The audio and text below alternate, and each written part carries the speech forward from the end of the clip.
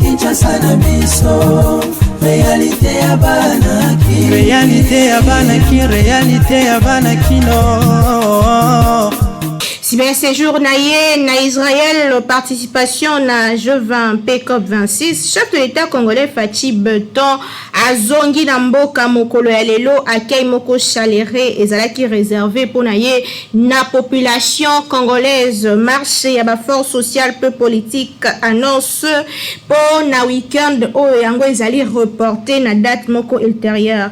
Mokile célébrer lelo journée mondiale du bon sens. Ba détail ya ba élément tout de suite, l'édition à l'édition à l'élo, il y a le 4 novembre, on est en mingi à présenter les binômes.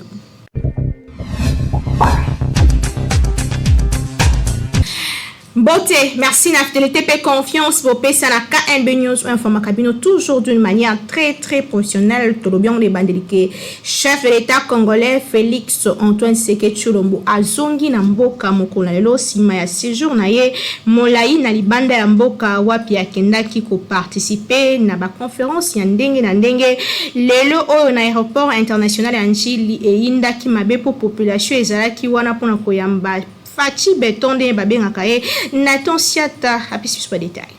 Mokabel sala bikobe okimo Afrika yewana Félix Antoine Tshisekedi Tshilombo kobima wana ezali kokende pona kozwa motuka kasi bato bazali awa bazali na yo mima ngomba politique maso baton sami wana pona kotalisa ete ya solo papa biso mama biso bazongi lelo esegeli biso bana bango tokende toyamba bango na esengolo lenge balobaka na linga papa ye nzalisili maso bana bazali kotalisa esegwe kasi eza komonisa ba awo kata libanda ya pepo ya Njili Blaise Kotia. Voilà, merci beaucoup Mathieu Moudibangou, le président qui échange avec quelques officiers de l'armée et de la police nationale congolaise, notamment avec le responsable numéro 1 de la garde républicaine qui quitte le pavillon présidentiel avec à ses côtés Madame Denise Nyakiro, son épouse, le couple présidentiel qui salue la population et qui va devoir prendre part à bord la Jeep présidentielle qui va prendre le cortège présidentiel et qui va mener justement vers la cité de l'Union africaine pour traverser beaucoup de communes, la commune de Massina, Kimbanseke, la commune de Matete, la commune de Limete, la commune de Kasavubu, la commune de Lingwala, Bandalungwa, Ngiri. Ne nous demandez pas la destination, mais nous savons seulement que le président de la République et le couple et sa tendre épouse quittent déjà le pavillon présidentiel ici à l'aéroport international de Njili. Très chers téléspectateurs, regardez la Jeep présidentielle qui passe juste devant le quart de reportage de la RTNC. De loin, je vois le président qui a jeté un regard sur le quart de reportage de la RTNC. Une façon de nous dire que mes enfants, je suis content de vous et vous m'accompagnez chaque fois quand le besoin se fait sentir. Merci beaucoup pour tout ce que vous faites pour moi. Je suis en train d'analyser le regard présidentiel et le couple présidentiel qui quitte donc l'aéroport international de Njili. Très chers téléspectateurs, vous le remarquez, ce déploiement, ce dispositif sécuritaire qui accompagne le cortège présidentiel jusqu'au niveau du boulevard Lumumba, c'est bien, qui est sur la route nationale numéro 1, les militaires qu'on appelle communément Chikata, et qui sont juste à côté de la Jeep présidentielle et qui va déboucher sur la route nationale numéro 1. Une façon pour nous de vous dire, très chers téléspectateurs, après son séjour à l'étranger, le président de la République, Félix Antoine Tshisekedi Tshilombo, a regagné Kinshasa, la capitale, ce jeudi 4 novembre. Plusieurs partis politiques et regroupements de l'Union sacrée de la Nation ont appelé la population à se mobiliser aujourd'hui à l'aéroport international de Njili pour lui réserver chaleureusement dans le respect, un accueil chaleureux dans le respect des gestes barrières contre la pandémie de la Covid-19. Il s'agit notamment de plusieurs partis. On peut citer l'AFDC de Modeste Bati, le MLC de Jean-Pierre Demba, l'UDPS et Tshisekedi, et le CCI, la CCI aussi, de Lambert Mende, et tant d'autres partis et politiques membres de l'Union sacrée. Et ces partis politiques et les forces vives membres de l'Union sacrée de la nation ont appelé la population congolaise à se mobiliser pour réserver un accueil chaleureux et s'amassant le long du parcours qui empruntera le cortège présidentiel au respect des barrières, gestes et barrières. Nous l'avions dit, le président qui s'arrête un moment, certainement qu'il s'adresse à une cause avec quelques... Bon, il est descendu, hein. Ah oui, nous on s'y attendait, mais en parlant avec les services de sécurité, on disait, est-ce qu'il va descendre, il ne va pas descendre, voilà, il est descendu de sa Jeep, et avec à ses côtés,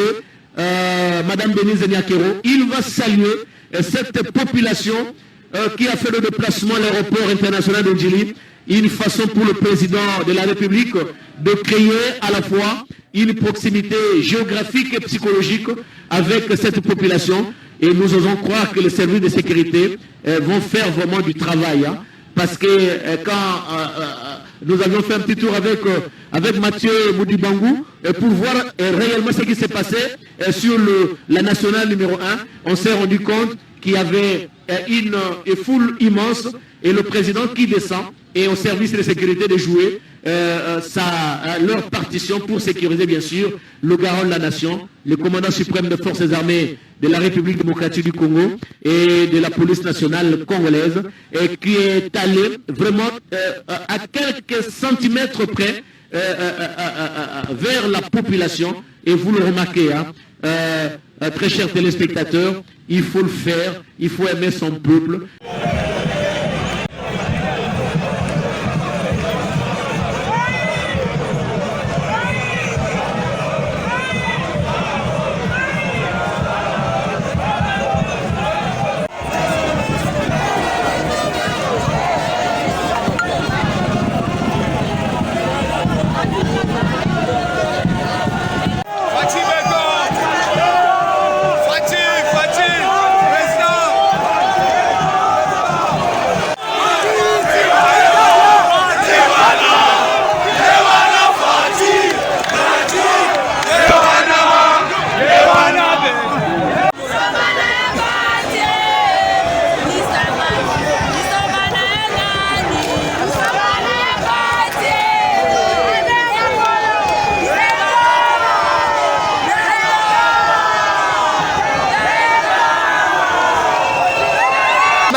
politique et sociale prévu week-end oyo yango ezali reporté le 13 novembre prochain pour nanini ba détail na image pe commentaire.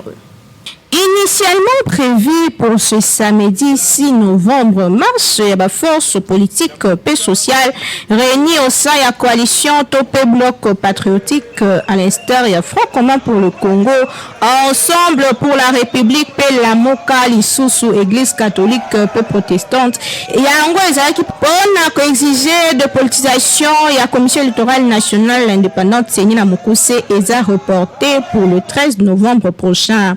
Annonce yango et salimi la correspondance moko transmise na gouverneur de la ville de Kinshasa pe copie oye komelaki presse congolaise mokolo ya lobi eleki bango batalisi que ba reporter marche na bango pour ko éviter violence pe ko préserver caractère pacifique ya marche na bango pe ba décider bongo recalé yango d'une semaine topé yango ezali reprogrammé pour le samedi 13 novembre 2021 et seigneur ko noté pe ko yeba ke marche yango ekokende de 4 districts ya ville province ya Kinshasa on a kosukisa na pays du peuple pe wapi mémorandum moko kozala déposé pe ekotanga manyoso pona koluka lolenge kani côté mais seigneur ezali politisé batalisi que détails sur ba lieu de rencontre et kopesa na mikolo ezali koya sima ya réunion ya ba service compétent o ekosali ma mikolo pe ezali koya boyeba que bloc patriotique ezali ko regretter makasi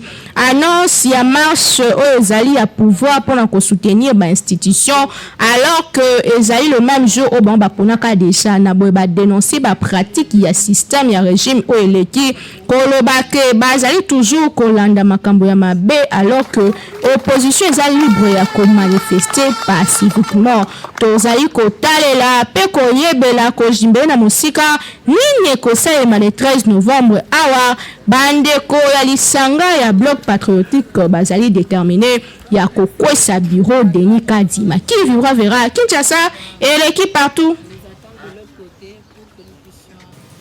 Donc, il a parlé du peuple, le sénateur va proroger pour la 11e fois état des sièges dans la province Nord Kivu Ituri. Et en gros, Salemaki par vision conférence Bolanda. Image fait commentaire. Sénat est adopté mercredi 3 novembre en seconde lecture projet de loi portant prorogation et état de siège dans la province d'Ituri et Nord Kivu. Yango ezali pour la 11e fois que mesures exceptionnelles dans la province Oyo, l'Ituri et Nord Kivu est à la renouvelée.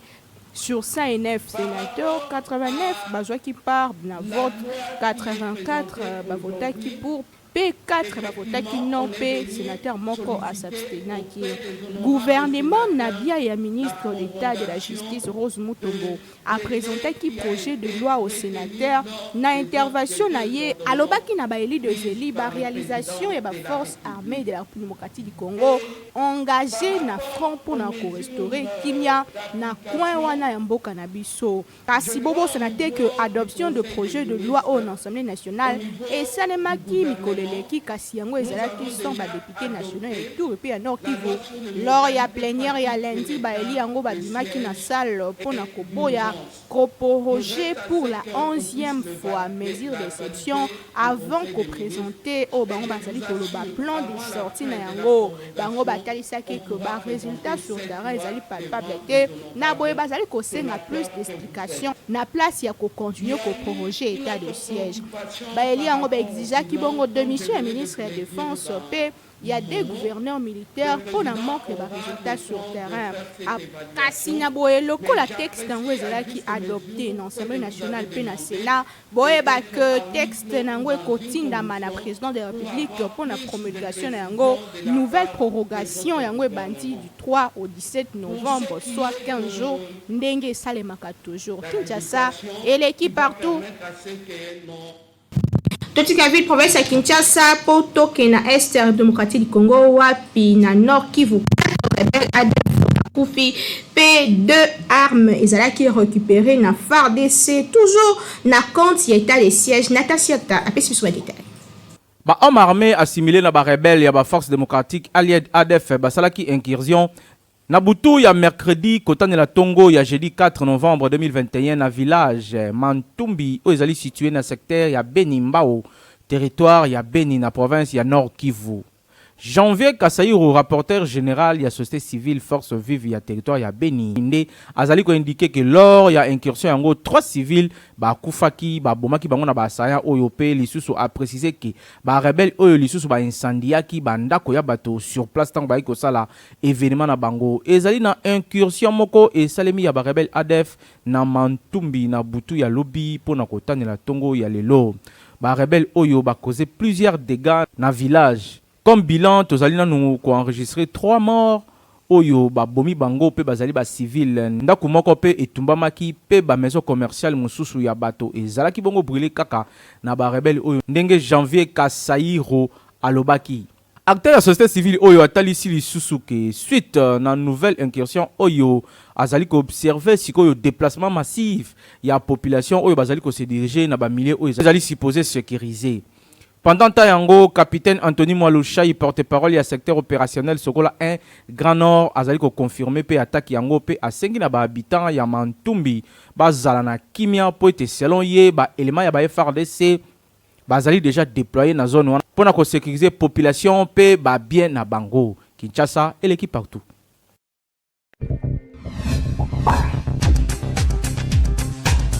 toyebi yango tomesa nango po ezalaka de bonne qualité kaye ya pe stylo Simba ezotekama partout po eza produit ya Beltesco parce que bosana te tanga bien otala logo po babeta ombanta te. Toujours na souci ya kosunga mboka pe kosunga population congolaise kaka ndenge boyebeli société oyo monene na République démocratique du Congo Beltesco toujours pembeni ya population na ko accompagner bango na nyonso lelo lisusu ayeli bino bakaye yao pona kelasi ya bana na biso classe ezali kozonga kala te awa na yango kimaka deja mbangu na ba magasin nyonso ya Beltesco oyebi ezali partout awa na Kinshasa na ba commune nyonso soko tuni magasin ya Beltesco ezali po osombela bana na yo ba fourniture scolaire ya qualité supérieure lokola ba cahier yao ba stylo Simba pe ba cahier cartonné ya ba format nyonso ozana besoin ozwa ba cahier ya qualité pe ba stylo ya kitoko pona bana na yo année scolaire oyo bazala à l'aise Kimambango na ba boutique ya Beltesco okozala desiti. Tozana bakaya 100 feuilles quadrilinéées, tozana bakaya 48 feuilles quadrilinéées, tozana bakaya 24 feuilles quadrilinéées, tozana pena bakaya 12 feuilles quadrilinéées. Kobosa na te, tozali pena ba stylo Simba ezokoya ezokoma, tozana ba stylo Simba ya bleu, tozana ba stylo Simba ya rouge, tozana pena ba stylo Simba ya noir. Tozali lisusu na surprise mususu mbula oto bakisi, toyina bakaya cartonné ya ba joueur kitoko o bana balingaka. Kobosa na te balobi tangu ozali kosomba kaye yao vérifier bien soki ezali na logo oyo ya Beltesco po ba mwifi bazali ebele oyo bazali ko pirater yango donc soko sombi ya mwanza ekolia yo okoumela nango te po ekosenga obakisa mususu kasi soki osombi ya Beltesco ozali mobimba ane mobimba bana bakotanga kitoko po bakaye na bango pe ba stylo na bango ezali ya qualité supérieure otolobaki te tolobi Beltesco vraiment mosungi ya mboka Kinshasa et l'équipe partout.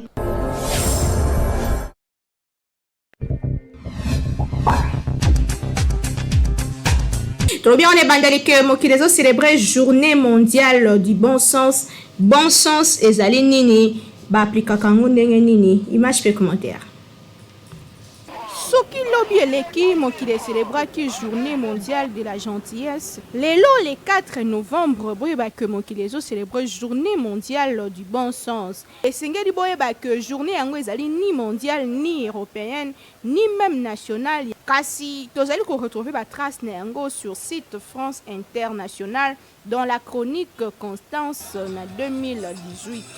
Bon sens, ezali une notion incroyable, subjective. Yango ezali pas forcément bon sens pour les autres. Par exemple, kosala moto bolamu pona koluka kosungaye. Kasi bon sens ezali manière ya kovanda malamu yo moko na kibomoto na yo ko se comporter malamu pe kozala bien na bazali boso na yo. Origine ya journée yango ba campagne ya communication na ba société pona koluka lolenge kani kobongisa morale ya batu ba se comporter lolenge esengeli. Bon sens yango ezali capacité à discerner clairement pe évidemment sans kozala distrait par d'autres considérations. Bon sens ezali la chose du monde le plus protégé, c'est-à-dire que moto ezali moko ya ba sentiment que moto azala raisonnable capacité na ya ko juger sainement pe ko discerner makambo lolenge kani ezali bon sens ba travail kango soki éducation pe sa makalanda ku bon sens ekoki ko pesa mape na ndaku kasi école e bakisaka moi ebele na bon sens ya moto. Donc capacité à moto à bien réfléchir pe à bien juger les choses parce que zana batu mosusu bazalaka na incompréhension ya makasi batu wana bazalaka na bon sens te. Journée alele ezali moko ya ba journée oyo mokili momeba bazali kokanisa pe ko sensibiliser batu ya ko préserver bon sens pour na ba future génération pe ko luka lolenge kani ko augmenter bon sens pour que batu ba vivre en harmonie na kati ya société. Sens moral, conscience morale, bon sens ezali capacité à ko bien juger sans passion, sans parti pris kasi ko sa makambo lolenge esengeli. Kinshasa et l'équipe partout.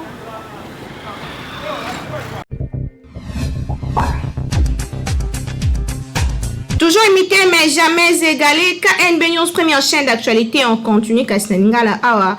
tomesana kosepelisa bino na information ya solo pe oyo ezalaka nil par ailleurs beta tour na chaîne YouTube na biso KNB News kasi awa to proposer bino extrait émission Kindoki politique eza déjà posté na chaîne YouTube na biso kasi kobosana te ko s'abonner.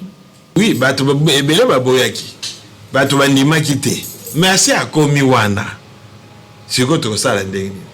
Parce que le président de la République a annulé l'ordonnance na été. C'est ça le problème. Donc assez ami komeli wana. Alors, ngai personnellement n'a moni que président de la République azali dans l'obligation ya ko organiser une rencontre na baye politique. Tant ya ngambo na ye que ya opposition. Négociation, dialogue. Quel que soit combo bakope sango, mais bas solo là. Bas solo là pour arrondir les angles sur la suite. Parce que quand il m'a déjà wana. Tokoboma été, tokobengana été, aza déjà wana. Donc, maintenant, il faut que le chef de l'État, en tant que garant de la nation, a rassuré ba partenaire politique Moussoussou sur ba crainte au bango bazana yango. Mais oui, parce qu'il faut qu'on pèse ba assurance na baninga que oui, Kadi Mazali wana, mais voici les garanties au yoko sala keto kende na ba élection moko apaisée. Parce que ce qui a sangani n'a pas politicien Moussoussou. Donc, le processus est déjà en danger, dans ce sens que, tous les risques qu'il y a une élection, peut-être un groupe politique majeur, va boycotter l'élection. Bon, si on a une élection, attends qu'on longue yango, et ça a côté. Je crois qu'il y a un auteur français qui dit à vaincre sans péril, on triomphe sans gloire. Donc, si on longue, sans que bunda bitumba makasi na bato makasi okuzana sengo victoire en côté eza lokwa ngande da saboye bona moni mwana moko a 3 ans na beti na ebite so na ko kende ko mikomisa na site na beti mwana 3 ans mais so na beti so ki John Sina so ki ande teke j'ai le droit de mikomisa parce que bato mettre en tout cas makasi tala ko esi muta makasi. Vous proposez les dialogues à ce stade alors que ils a déjà na front patriotique que ils a déjà mis en place na bandeko mingi ya opposition pe ba société civile mosusu basangani ba obi bango ba ko protester bango ba kita na balabala bango ba ko manifester. Est-ce que manière da bango pe osé la makambu bazana la raison ya ko kene na ko procéder loinga wana? Bon, qu'on manifester mécontentement, ils allaient par marche, ils allaient par ville morte, ils allaient droit, reconnu dans le. Mais est-ce que c'est la solution? Bon, justement, il y a une solution. Parce que beaucoup marché, beaucoup ça, la ville morte, tout ça, mais après, tout ça, le statu quo. D'où il faut la pression au pouvoir. Oui, mais pression, l'objectif nango est allé. Parce qu'en faisant pression, il faut objectif faisable. En mon sens, objectif, il faut là qu'on pousse pouvoir en place, ba vendre na mesa, ba dialoguer. Pour na kocha ba mesure mususu oyo et ko pesa moto na moto kimia qui to kende na élection, fraude gozalate, tricherie gozalate. Mais ce qui ba vendre place mon côté. Oui, ba marche ko continuer et ko toucher économie en boka. Parce que l'entreprise balinga makele l'été, ba investisseur bagokima, o balinga baya bagoyate, crise économique écomata, crise sociale écomata. Donc tokobimana tunnel wanate. La seule façon à kobimana tunnel, il faut qu'on vende ensemble qu'on solo là. Est-ce que c'est normal que moto ake ko futela aboko la bibwele na kasa lopanga ko futela nde motuna totuna kilelo tokitaki na terrain aboka ndenge population balobaki awa na micro ya Hervé Zaka. Mapangu mingi ya ville province ya Kinshasa et koma ba corps commune, c'est-à-dire moto soki asombi lopangu bakoma kotonga tonga bandako nyonso pona ko survivre na nzela ya lopangu na ye na kati ya lopangu ya kofutela mwa mibeko epesa makana ba barrière pona koassurer discipline pe ordre na kati ya lopango. Ndeti nombre ya batu bakoki kovanda na kati ya lopango, nombre ya bana ya kobota ya locataire, heure ya kokota na kati ya lopango, date ya kofuta mbongo ya ndako pe bongo na bongo. Motuna etunami eske ezali permis na kati ya lopango locataire abokola bibwele na lopango ya kofutela. Bon, nanzi na ngai ekozala sikoyo na ndenge bayokana na bayere na ye. Pourquoi? Parce que bibwele pe mutu mosusu peut-être amekana ne kovanda na babibwele, amekana ne kotala babiloko moka mike neti bakobokola babibwele.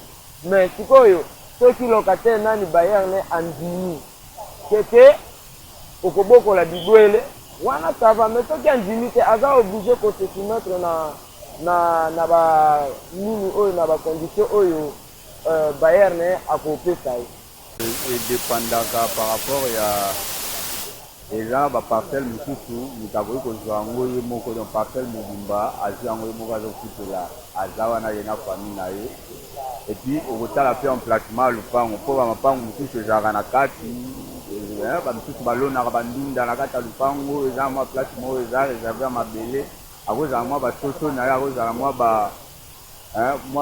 banini na ye akoki kobokola na ye bango soki encadrant bien mais tala mapango mosusu ntango ozotalaka emplacement na wana disposition na yango donc yo moko deja okotala deja ke oyo moyen na bokola babibole eza te mpo eza okuta mokolo lupanga atia bapavement asala bakaroti libanda wana ti donc tikutu wana eza bien na lupango bongo ata yo moko soki ntango ezokota etanke locataire okoki vraiment sike wana eza vraiment serse eza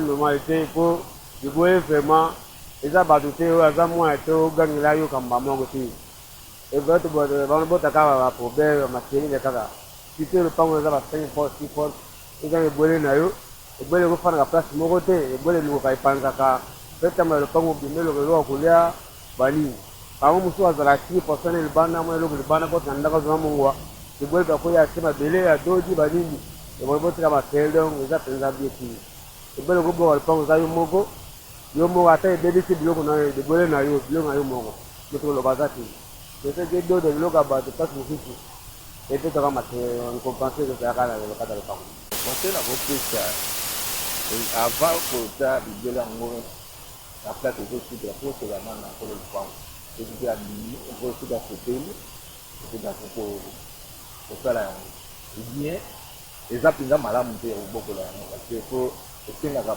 mwa mbongo mpe po olandelaka yango soki esi maladi so nani bakozwa traitement lokola mbwa soki asimbi même ke toluka mbongo ebele to motu mpe akokufa alors biloko ya ndenge wana toza locataire eza malamu te soki osembi lipango na yo eza esika na ye moko clôture kobokola biloko wana ekozala malamu me na place ya kosukelekate nkolo lupango mpe ntango soto akosepela.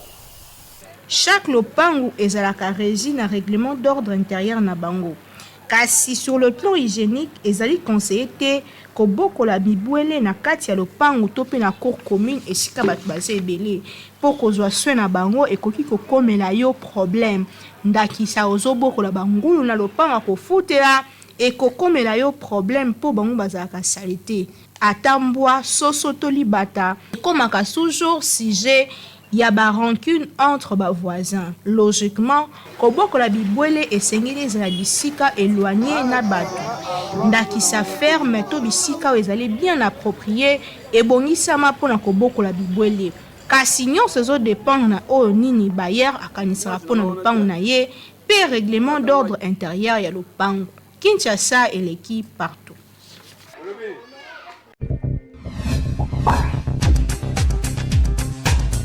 De ce édition à Léon Sport, na compte ya championnat national tout puissant Mazembe apolaki fasi équipe ya Bazano et Salemaki ndenge nini natosiata apesi biso plus de détails.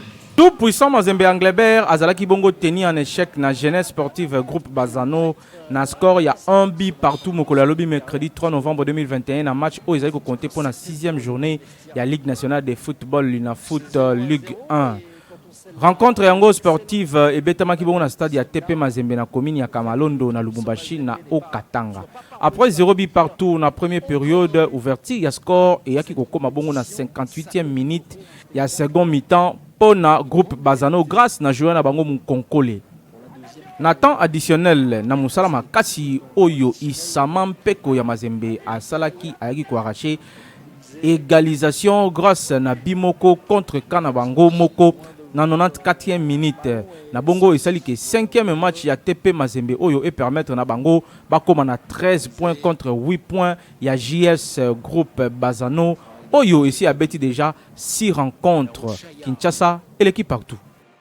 Ezaki édition le 4 novembre 2021 on azaki nesengo mingi ya ko présenter les bino Routaville province ya Kinshasa KNB News ezawana pona ko servir bino botika la malamu tika na pesa merci mingi na équipe technique et rédactionnelle na ko aussi édition boete na sima caméra tozalaki na papa Timothée KMB Régé simamaki toujours na yemoko édition réalisation ezalaki na Nathan Siatanga na zalaki wana pona représenter les bino toujours na coordination ya grand lieu à communication Jimou Ketimanga na bino tokutani très prochainement na édition mosusu kasi toujours pour nous servir bino d'une manière très très professionnelle.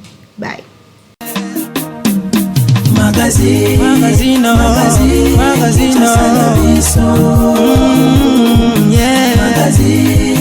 Magazine Kinshasa na biso réalité ya banaki réalité ya banaki